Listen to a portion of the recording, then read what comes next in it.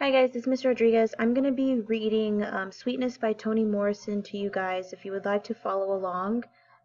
This is just to help you read with me as you are reading. Maybe it's easier for you to listen to the story than read it yourself, but feel free to use this if you don't need to hear me read it and you're okay with reading it by yourself. By all means, please read it by yourself. Right. So again, this is Sweetness by Toni Morrison. It's not my fault, so you can't blame me. I didn't do it and have no idea how it happened. It didn't take more than an hour after they pulled her out from between my legs for me to realize something was wrong. Really wrong. She was so black she scared me. Midnight black, Sudanese black. I'm light-skinned with good hair, what we call high yellow, and so is Lula Ann's father. Ain't nobody in my family anywhere near that color. Tar is the closest I can think of, yet her hair don't go with the skin. It's different. Straight, but curly, like the hair on those naked tribes in Australia. You might think she's a throwback, but a throwback to what? You should have seen my grandmother. She passed for white, married a white man, and never said another word to any one of her children. Any letters she got from my mother or my aunts she sent right back unopened. Finally, they got the message of no message and let her be. Almost all mulatto types and quadroons did that back in the day, if they had the right kind of hair, that is. Can you imagine how many white folks have Negro blood hiding in their veins? Guess. 20%, I heard. My own mother, Lulu May, could have passed easy, but she chose not to. She told me the price she paid for that decision. When she and my father went to the courthouse to get married, there were 2 Bibles, and they had to put their hands on the one reserved for Negroes. The other one was for white people's hands. The Bible. Can you beat it? My mother was a housekeeper for rich white people. They ate every meal she cooked and insisted she scrubbed their backs while they sat in the tub, and God knows what other intimate things they made her do. But no touching of the same Bible. Some of you probably think it's a bad thing to group ourselves according to skin color, the lighter the better, in social clubs, neighborhoods, churches, sororities, even colored schools. But how else can we hold on to a little dignity? How else can we avoid being spit on in a drugstore, elbowed at the bus stop, having to walk in the gutter to let whites have the whole sidewalk, being charged a nickel at the grocer's for a paper bag that's free to white shoppers? Let alone all the name-calling. I heard about all of that and much, much more.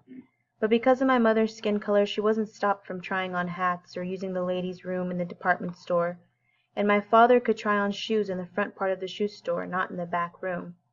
Neither one of them would let themselves drink from a colored-only fountain, even if they were dying of thirst. I hate to say it, but from the very beginning in the maternity ward the baby, Lula Ann, embarrassed me. Her birth skin was pale like all babies, even African ones, but it changed fast. I thought I was going crazy when she turned blue-black right before my eyes. I know I went crazy for a minute because just for a few seconds I held a blanket over her face and pressed. But I couldn't do that, no matter how much I wished she hadn't been born with that terrible color. I even thought of giving her away to an orphanage someplace, but I was scared to be one of those mothers who leave their babies on church steps. Recently I heard about a couple in Germany, white as snow, who had a dark-skinned baby nobody could explain. Twins. I believe one was white, one colored, but I don't know if it's true. All I know is that for me, nursing her was like having a Pekingese sucking my teat. I went to bottle feeding as soon as I got home. My husband, Luis, is a porter, and when he got back off the rails he looked at me like I really was crazy and looked at the baby like she was from the planet Jupiter. He wasn't a cussing man, so when he said, "God damn, what the hell is this?" I knew we were in trouble. That was what did it, what caused the fights between me and him. It broke our marriage to pieces. We had 3 good years together, but when she was born he blamed me and treated Lulu Ann like she was a stranger. More than that, an enemy. He never touched her. I never did notice him that I ain't never ever fooled around with any other man. He was dead sure I was lying. We argued and argued till I told him her blackness had to be from his own family, not mine. That was when it got worse. So bad he just up and left and I had to look for another cheaper place to live. I did the best I could. I knew enough not to take her with me when I applied to landlord, so I left her with a teenage cousin to babysit. I didn't take her outside much anyway, because when I pushed her in the baby carriage, people would lean down and peek in to say something nice and then give a start or a jump back before frowning. That hurt. I could have been the babysitter if our skin colors were reversed. It was hard enough just being a colored woman, even a high yellow one. trying to rent in a decent part of the city. Back in the 90s when Lula Ann was born, the law was against discriminating in who you could rent to, but not many landlords paid attention to it. They made up reasons to keep you out. But I got lucky with Mr. Lee, though I know he upped the rent $7 from what he had advertised, and he had a fit if you were a minute late with the money. I told her to call me Sweetness instead of Mother or Mama.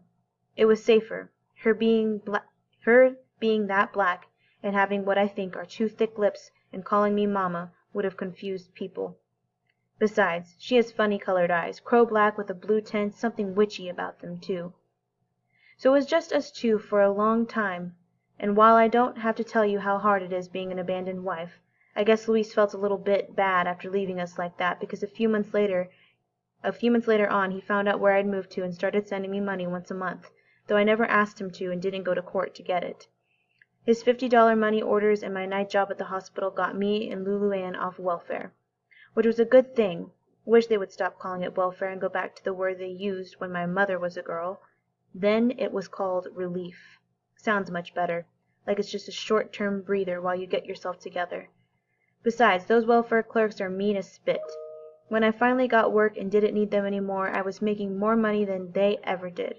I guess meanness filled out their skimpy paychecks, which is why they treated us like beggars, especially when they looked at Lulu Ann and then back at me, like I was trying to cheat or something.